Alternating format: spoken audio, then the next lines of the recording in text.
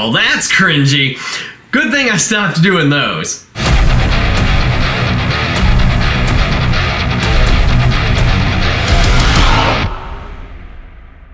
What's up, guys? Enkiri here, and today I'm going to tell you guys why I stopped doing zombie front squats. Pretty shocking coming from the man who rose from the dead with a no hands 405-pound front squat. But before I get into the video today, please remember to hit the like button so we can get some of that sweet engagement. If you're new to the channel and you find yourself enjoying the content, make sure to smash the subscribe button as well, and check out EnkiriEliteFitness.com for details regarding my online coaching as well as some kick-ass training programs. So, I stopped zombie squatting. If you've been following my Instagram or seeing some of the random training clips that I use as B-roll in my videos on YouTube, then you've probably noticed that I've actually been doing regular front squats again with a clean grip now.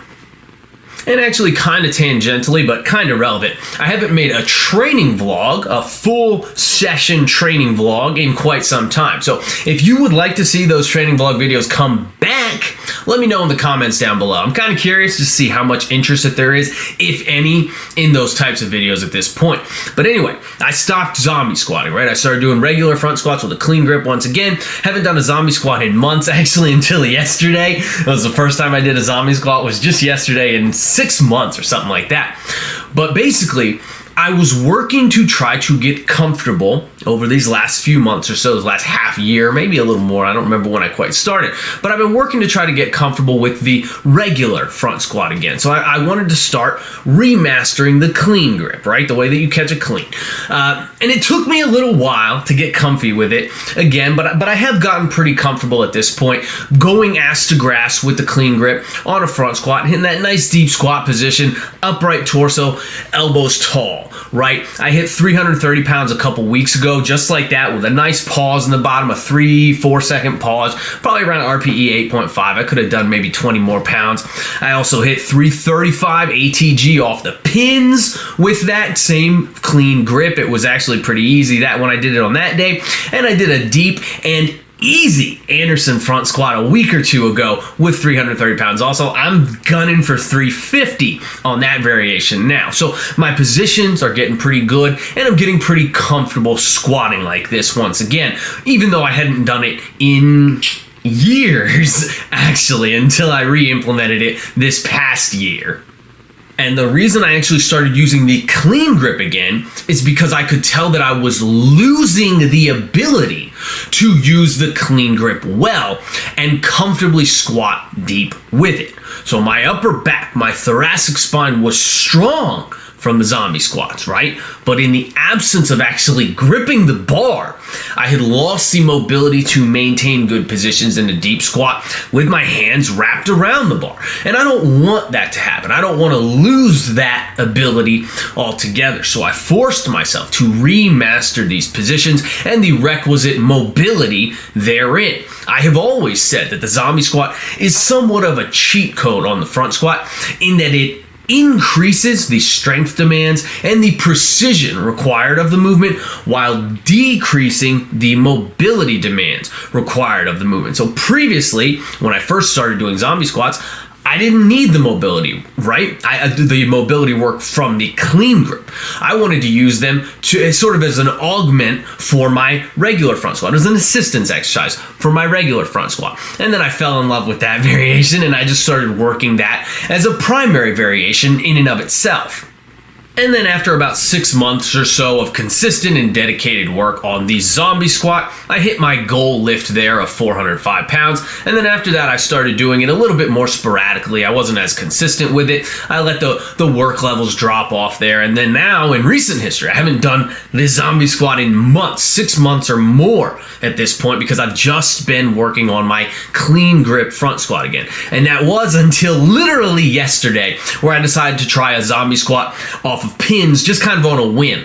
And I hit a tough but solid single with 340 pounds there to a little bit below parallel. So that is the most weight that I've ever tried to zombie squat off of pins, and I did it 2 inches deeper than I had ever done on the particular pin variation before, right? I had been zombie squatting to pin 10 On my squat rack, yesterday I decided to go down to pin number 9. So 2 extra inches, a little bit more weight on the bar, and that was done on a whim after a 6-month hiatus altogether.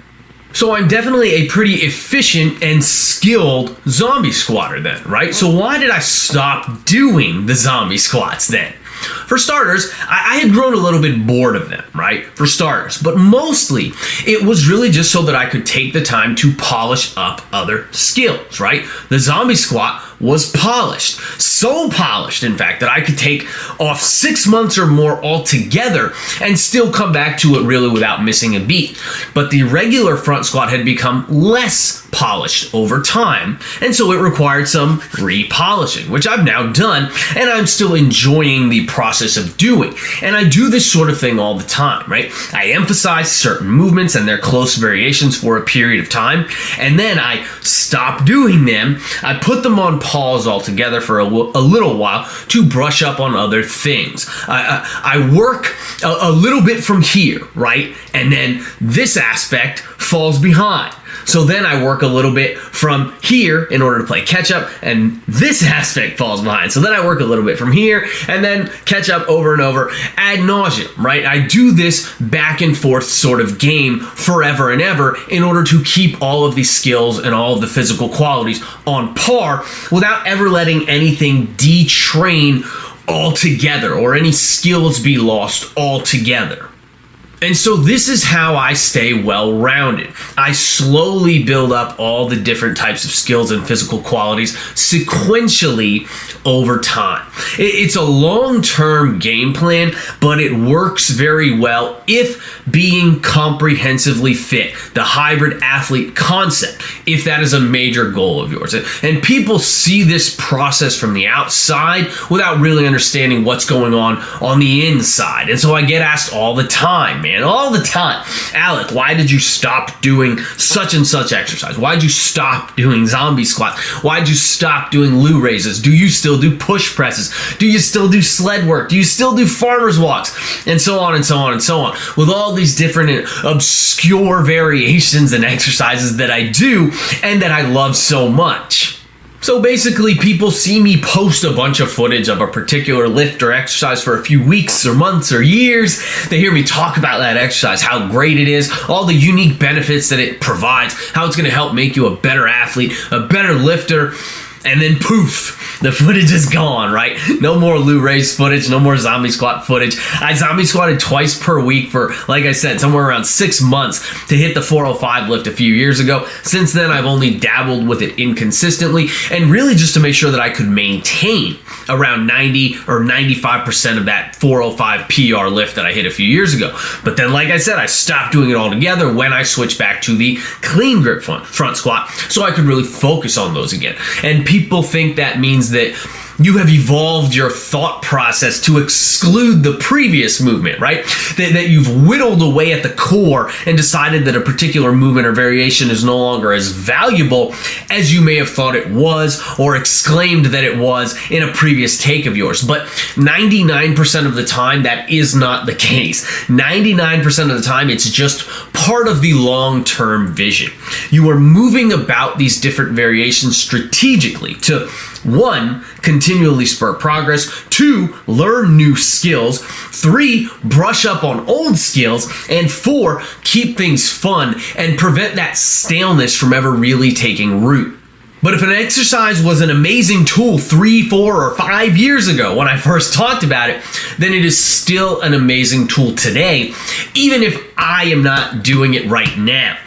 I personally have a lot of different things that I want to work on, and I can't work on all of them all the time. So I have to strategically de-implement and re-implement in order to chase all the different heads that I'm trying to chase, and in order to maintain all the different physical qualities that I want to hold on to for as long as I possibly can as I inch my way closer and closer to that eternal sunset. So that is why I stopped doing zombie squats, but it ain't forever, man. And if the zombie squat or some other exercise variation is right for you right now, then do it. Have fun with it and milk those gains. But don't let what I or anybody else is doing in their programming dissuade you from doing something that's working for you or that you are finding fun. Just because we are working on polishing up something different at that particular moment in time. And stick to the program, man. If you've got a plan, trust the process and let those skills accumulate over time. So anyway, I really just wanted to address this particular topic because I get asked variations of those sorts of questions. Why'd you stop doing such and such exercise all the time? And the answer is always really just, I didn't stop doing them. I'm just not doing them right now. So I hope that makes sense, and I hope it also sheds some light on why I swap things in and out of my own programming in the way that I do. Anyway, that's all I got for today, guys. I hope you enjoyed the video, and I hope you found this one informative. If you did find it helpful, please be sure to share it around and spread the good word. Remember to smash the like button before you go. Leave me some love in the comments down below. Check out EnkiriEliteFitness.com for online coaching and training programs. And as always, keep training hard. I will catch you guys next time.